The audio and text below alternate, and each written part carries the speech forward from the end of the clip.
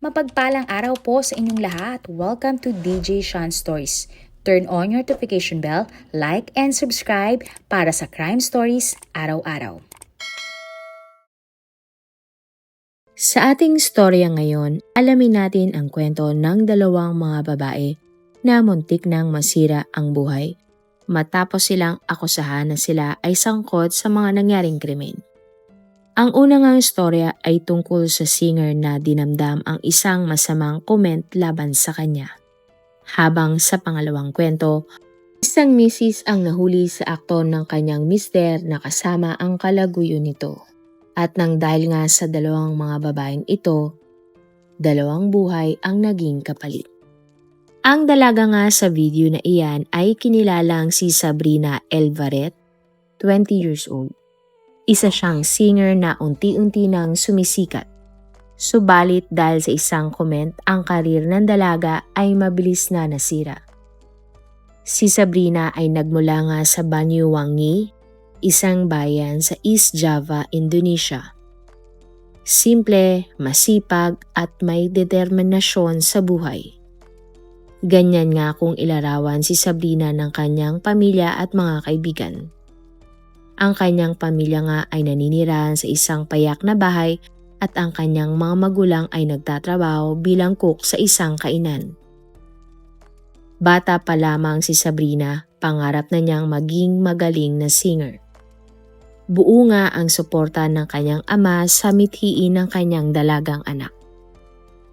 Kaya naman sa pagdaan ng mga panahon, hinasa ni Sabrina ang kanyang boses sa tulong ng kanyang ama. Halos araw-araw ngang nagpa-practice ng pagkanta si Sabrina at unti-unti namang nagbubunga ang kanyang ginagawa. Kalaunan nga, siya ay naimbitahan na mag-perform sa isang event sa kanilang lugar. Marami nga ang humanga sa ganda ng boses ni Sabrina para sa music genre na dangdut. Mula nga noon, sunod-sunod na ang naging singer offers ni Sabrina. Napakasaya nga ng dalaga dahil pakiramdam niya, siya ay sisikat na ng husto. At wala ngang pinalampas na oportunidad si Sabrina. Ayon ng dalaga na isipin ng mga talent scout na siya ay choosy sa mga trabaho na ibinibigay sa kanya. Kaya naman lahat ng ino-offer sa kanya ay kanyang tinatanggap. At noong taong 2022, nang may nakilalang isang lalaki si Sabrina. Ang binata ay kinilalang si Dede Kunkuro o tawagin na lang nating Darren, 23 years old. Ang dalawa nga ay nag-meet sa isang event dahil si Darren ay nagtatrabaho sa light and sound team ng event. Kinuha nga ni Darren ang numero ni Sabrina at sinabi nga na kukontakin niya ang babae kapag meron siyang iaalok na trabaho. At dahil racket naman ang pinag-usapan, ibinigay nga ni Sabrina ang kanyang numero sa binata. Pero imbis na trabaho ang kanilang pag-usapan, personal ang naging usapan ng dalawa. Hindi nagtagal, nagkasundo nga sina Sabrina at Darren na magkita para sa isang date.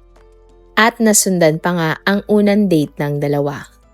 At makalipas lamang ang dalawang pagde-date, nagkaroon na ng formal na relasyon sina Sabrina at Darren. At masaya nga ang naging relasyon ng dalawa. Napaka-supportive nga ni Darren kay Sabrina sa pagiging singer nito. Samantala, si Sabrina naman ay ibinibigay ang contact number ng team ni Darren sa mga event na kanyang pinupuntahan para magkaroon ang kanyang kasintahan ng trabaho. Nagsosuportahan nga ang dalawa sa kani-kanilang mga karir at maayos ang takbo ng kanilang pagsasama. At ang pamilya nga ni Darren at Sabrina ay kilala na ang isa't isa. Mahal na mahal nga ng dalaga ang kanyang kasintahan dahil napaka-protective sa kanya ni Darren. Swerte din kung ituturing ni Sabrina si Darren dahil mas dumami nga ang kanyang mga singing project simula nang nakilala niya ang lalaki. At nagsimula na nga sumikat si Sabrina sa buong rehiyon. Hindi nagtagal, nagkaroon na nga ang dalaga ng sarili niyang music video sa kanyang mga kanta. Bukod nga sa mga event, Nagla-live din si Sabrina sa TikTok para ipakita ang kanyang talento. Sapagkat sa livestream, may nagpapadala kay Sabrina ng mga stickers na ang katumbas nga ay pera. At May 29, 2025 nang nag-livestream nga si Sabrina sa TikTok. Kumanta nga si Sabrina at in-entertain ang mga katanungan sa comment section ng mga viewers at tagahanga ni Sabrina. At sa kalagitnaan nga ng kanyang livestream, may isang account ang nag-comment kay Sabrina. Sinabi ng fan sa comment na maganda at sexy nga si Sabrina. Napangiti naman si Sabrina nang nabasa niya ang comment na ito. Pero ang ngiti ay agad din napalitan dahil nag-comment muli ang fan. Sinabi nga ng fan sa comment na gusto niya sana si Sabrina pero duda siya umano kung totoo ba ang muka at katawan ng singer. At may nakakatawa pa ngang emoji sa kanyang comment. Nainis nga si Sabrina sa comment na ito pero hindi niya ito pinahalata sa kanyang mga viewers. At makalipas nga ang isang sandali, nag-end ang live si Sabrina. Matapos nga ang kanyang live, ikinuwento ng dalaga sa kanyang kasintahang si Darren ang fan na nag-comment sa kanya. Pakiramdam ng dalaga, nabastos siya sa mga comment at may galit din siya sa taong nag-comment. Nasabi nga din ng singer sa kanyang boyfriend na gusto niyang gumanti sa may-ari ng account. Nakita nga ni Darren ang hindi magandang epekto ng mga bad comment kay Sabrina at hindi niya nga hahayaan na may mambasto sa kanyang kasintahan. Kaya naman, hinanap ni Darren sa TikTok ang may-ari ng account na nag-comment kay Sabrina. At kalaunan nahanap nga ni Darren ang may-ari ng account na nagngangalang Wirya Dianto o tawagin na lang nating William, 28 years old. Agad na chinat ni Darren si William at tinanong kung ano ang ibig sabihin niya sa kanyang bad comment sa singer. At sa pag-uusap nga ng dalawa, muling inulit ni William na maganda sana ang boses ni Sabrina pero hindi maganda ang itsura ng dalaga. At sa galit nga ni Darren, sa sinabi ni William, pinagsisorry niya ito kay Sabrina. Kung saan nagtakda si Darren ng lugar kung saan sila magkikita-kita para mangingi ng sorry si William sa pangbabastos niya kay Sabrina. Pumayag naman si William na siya ay pupunta dahil gusto niyang makita si Sabrina at hindi dahil hihingi siya ng tawad sa singer. At May 31, 2025 nga ng gabi, nang dumating si Sabrina sa isang waiting shed na napagkasunduan kasama ang kanyang mga kaibigang babae. Maya-maya pa, dumating na nga din si William kasama ang kanyang mga kaibigan. Nag-usap nga sina Sabrina at William pero hindi naging maayos ang lahat. Sapagkat, hindi nagsorry si William kay Sabrina at sinabi ngang hindi pala maganda sa personal ang singer. Maya-maya pa, dumating na si Darren kasama ang kanyang mga kaibigan sakay ng kanilang mga motor. Agad ngang kinompronta ni Darren si William pero nauwi sa pagtatalo ang kanilang pag-usap. Hanggang sa bigla na lamang naglabas ng kutsilyo si Darren at sinaksak si William at agad na natumba ang lalaki. Dali-dali namang umalis si Sabrina sa waiting shed kasama ang kanyang mga kaibigan. Mabilis nga ding pinaandar ni Darren at ang kanyang mga kaibigan ang kani-kanilang mga motor para tumakas. Ang mga kasama naman ni William ay agad na sumigaw at humingi nga ng tulong sa lugar. At makalipas ang 10 minuto, dumating naman ang ambulansya na nagdala sa binata sa ospital. Ginawa nga ng mga pulis ang lahat at mga paramedics pero bigo silang mailigtas si William at idineklara nga ang binata na wala ng buhay.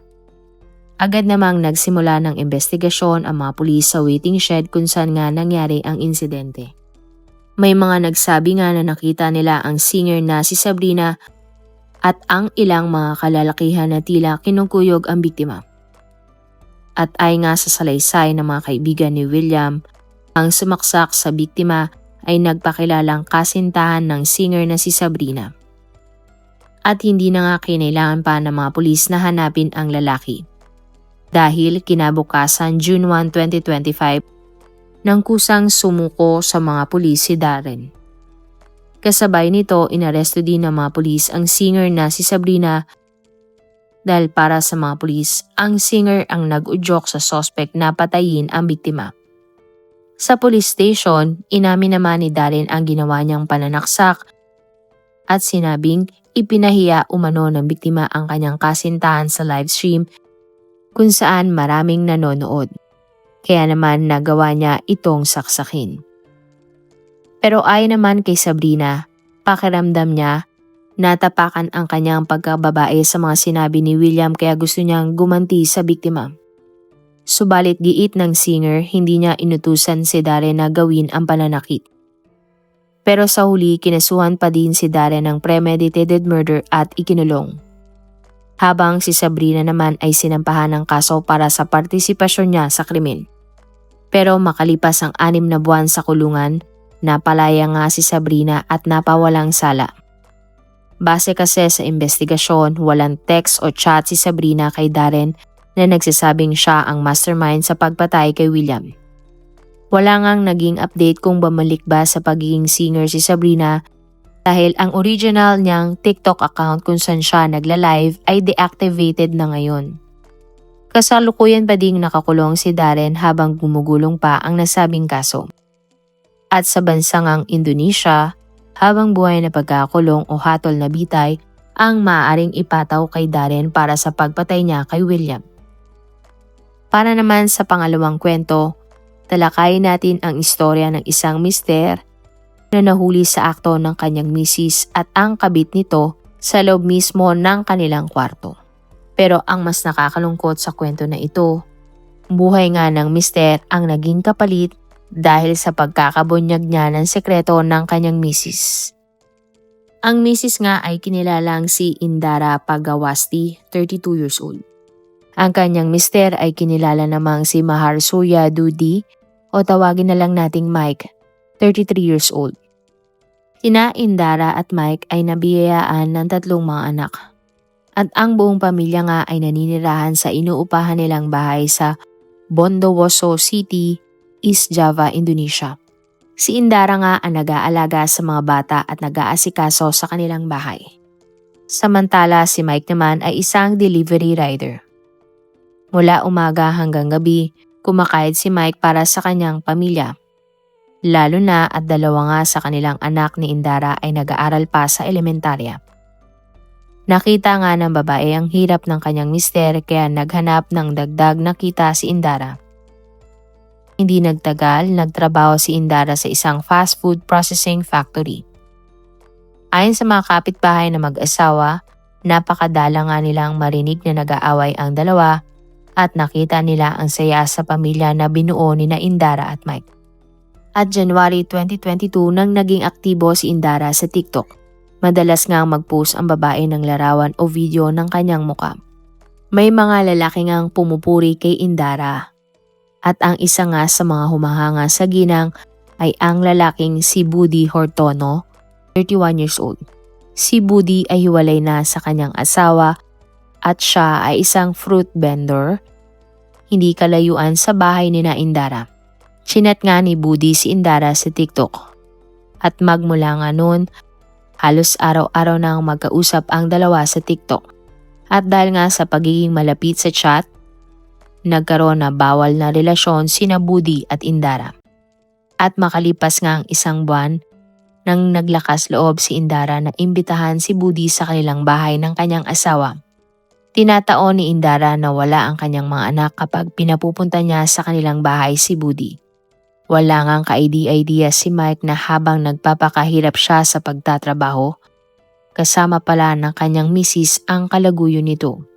At ang mas nakakalungkot pa, sa mismong kwarto at kama pa nilang mag-asawa, ginagawa ni na Indara at Budi ang maling gawain.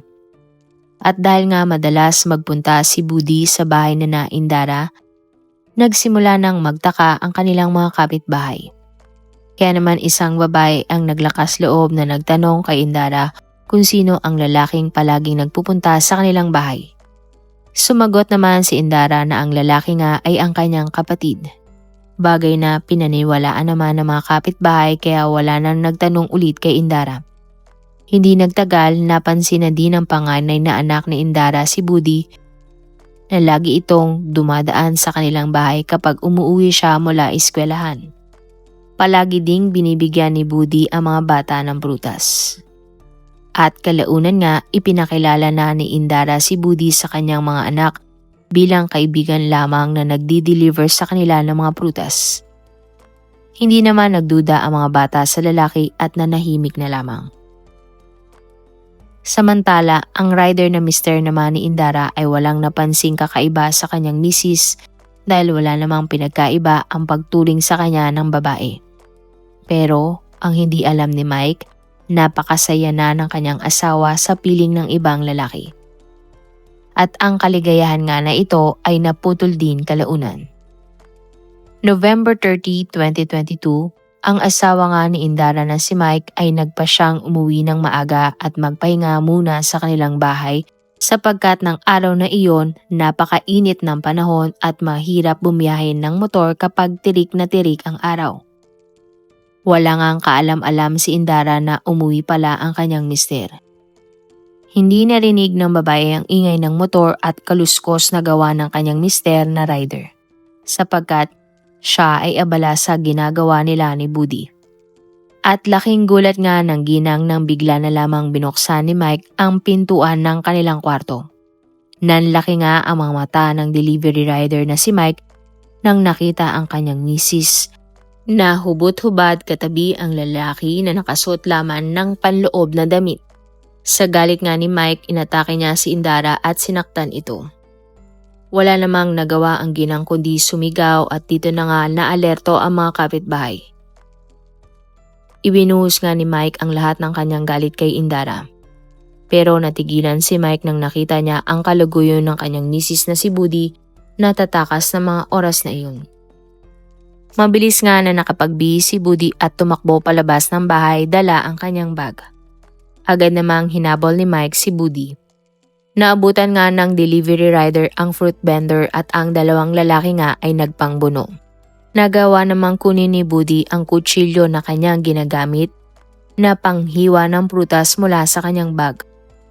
At buong lakas nga na sinaksak ng kalaguyo ang mister ng kanyang kasintahan ng ilang beses. Maya-maya pa, natauhan nga si Budi sa kanyang nagawa at dali-daling tumakas. Hindi nagtagal, dumating naman ang mga kapitbahay ni Mike na sumunod sa kanya habang hinahabol si Budi. Agad tumawag ng ambulansya ang mga kapitbahay para mailigtas ang dugoang si Mike. Itinakbo pa ang delivery rider sa pinakamalapit na ospital kung saan siya ginamot ng mga doktor. Subalit sila ay nabigo dahil matindi nga ang mga tinamong saksak ni Mike at tuluyan itong pumanaw. Samantala, wala namang imik at tulala lamang si Indara nang nalaman na napatay ng kanyang kalaguyo ang kanyang sariling mister. At pagdating nga sa crime scene ng mga pulis, dinala nila sa kanilang kustodiya si Indara na hindi man lang nakitaan ng pagsisisi o kalungkutan sa sinapit ng kanyang mister.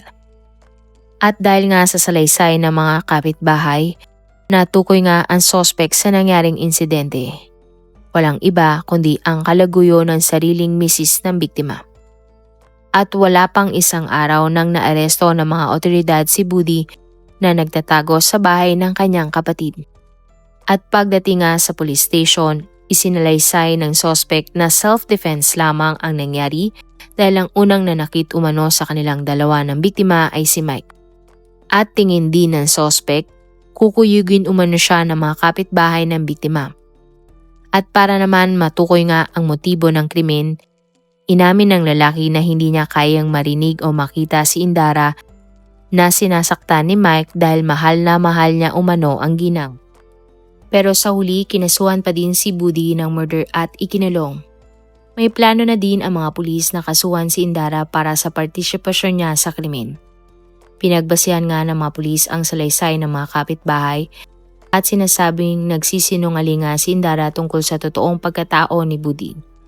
Teorya naman ng pamilya ni Mike, planado ni Indara ang lahat para wala nang balakid sa pagmamahala nila ni Budi. 3 linggo ngang nanatili si Indara sa kustodiya ng mga pulis habang siya ay iniimbestigahan. Matapos iyon, pinakawala naman si Indara dahil walang sapat na ebidensyang nagsasabi na inutusan niya si Budi para patayin ang kanyang sariling mister. At sa trial nga ng korte, inamin ni Budi ang ginawa niyang krimen at sinabing siya ay nagsisisi. Nakipagtulungan din ang sospek sa investigasyon. At kalaunan, napatunayan ang lalaki na guilty sa pagpatay sa mister ng kanyang kalaguyo. At ang lalaki nga ay hinatulan ng 15 years na pagkakulong. Kung ikaw ang nasa kalagayan ng biktima at nakita mo ang iyong asawa kasama ang kalaguyo nito sa kama, ano sa tingin mo ang iyong gagawin? Tatawag ka ba ng pulis para sila ay pahuli? O kakausapin mo nang matiwasay ang iyong asawa tungkol sa kanyang ginawa? Marami pong salamat sa inyong panonood. Meron ba kayong mga kwento na gusto nyong i-share sa ating mga manonood? O kung may personal po kayong kwento na gusto nyong i-feature sa ating channel, i-comment down below nyo lang ang inyong mga suggestions. Para naman po sa dagdag kalaman, i-subscribe nyo din po at i-follow ang ating iba pang YouTube channel katulad ng Tagalog Facts and Mysteries by DJ Sean at Manila Boy Wonder Philippines. Marami pong salamat sa pagsuporta nyo sa aming mga channel. God bless everyone!